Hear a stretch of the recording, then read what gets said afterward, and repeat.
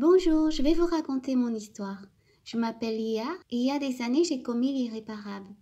Au tout début, je vivais avec Léon dans une belle maison. On n'était pas riches, mais on avait suffisamment pour avoir une vie décente. Léon s'occupait parfaitement de moi. J'étais heureuse. On n'était pas mariés et cela faisait 8 ans qu'on vivait ensemble. Tout ça me paraît si loin. Tout ce bonheur a été terni lorsque j'ai commencé à soupçonner mon compagnon d'infidélité.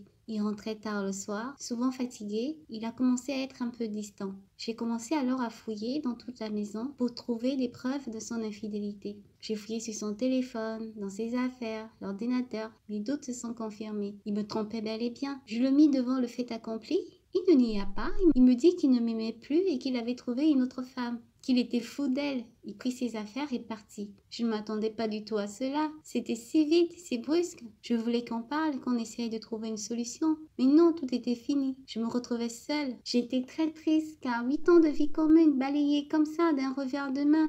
Léon ne pouvait pas me quitter. Il était toute ma vie. J'étais tellement heureuse avec cet homme. J'ai alors commencé à déprimer, à pleurer toute seule dans la maison. C'est alors que j'ai pensé à une de mes copines qui s'appelait Elsa. Elle était un peu médium, un peu mystique. Et elle pratiquait les arts de l'envoûtement. Moi, je la trouvais très marrante avec toutes ces petites amulettes et autres. Je l'ai alors appelée, je lui ai exposé mon problème. Elle me dit alors que mon mari avait été envoûté par cette jeune femme. Je devais, pour le récupérer, lui faire un sortilège qui devait me coûter 5000 euros. Elle me dit que le retour de mon mari était garanti, qu'elle avait l'habitude de faire ce genre de choses et que cela était même monnaie courante. J'acceptais, vous savez. Je pris alors les 5000 euros, je lui donnais. Mais le résultat ne vint pas. Léon n'était toujours pas rentré à la maison. Les rumeurs circulaient qu'il vivait le parfait amour avec sa nouvelle compagne. J'étais en colère, outrée. J'allais alors voir Elsa et elle me donna une espèce de potion magique. Elle me dit de le donner à Léon et que lorsqu'il boira cette potion, tout de suite ses yeux s'ouvriront et il m'aimera à nouveau. C'est une espèce de filtre d'amour. J'ai alors pris ce filtre. J'appelais Léon, je l'invitais à boire un café en prétextant une excuse bidon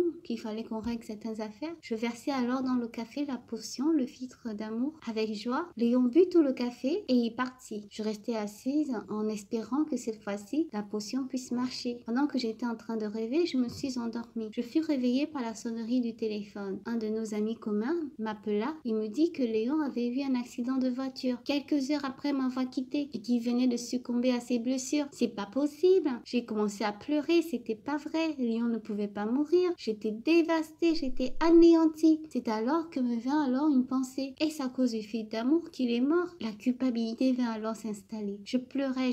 J'en parlais à Elsa. Elle me dit qu'il n'en était rien, mais je n'arrivais pas à m'enlever cette idée de la tête. J'ai commencé à boire, à pleurer. Je me sentais tellement coupable. Et si tous ces cris, tous ces sortilèges avaient finalement causé la perte de Léon, je commençais à voir Léon partout, dans la maison, lorsque je marchais dans la rue. J'étais effrayée. J'ai alors commencé à dépenser tout mon argent dans les sortilèges de protection. Sans résultat, sans succès. Toutes mes économies sont terminé. J'ai plus de nouvelles de Elsa, bien sûr. J'ai plus d'amis, pas de vie sociale. Aujourd'hui, je vis dans une caravane et je vis dans la peur. Je dors presque pas la nuit car je vois Léon partout et j'ai très peur. Même lorsque je vous parle, je le vois là derrière moi en train de me regarder. Je sais pas si c'est moi qui perds la tête ou ai-je vraiment tué mon mari. Je vous expose mon problème pour que vous m'aidiez à voir un peu plus clair dans cette situation. Merci de commenter, de liker et de vous abonner à notre chaîne. Au revoir. Et une dédicace de Sabine, alias Jessica Poncy, à son amie de collège, spécialement à son salon de make-up, fait chez Tard.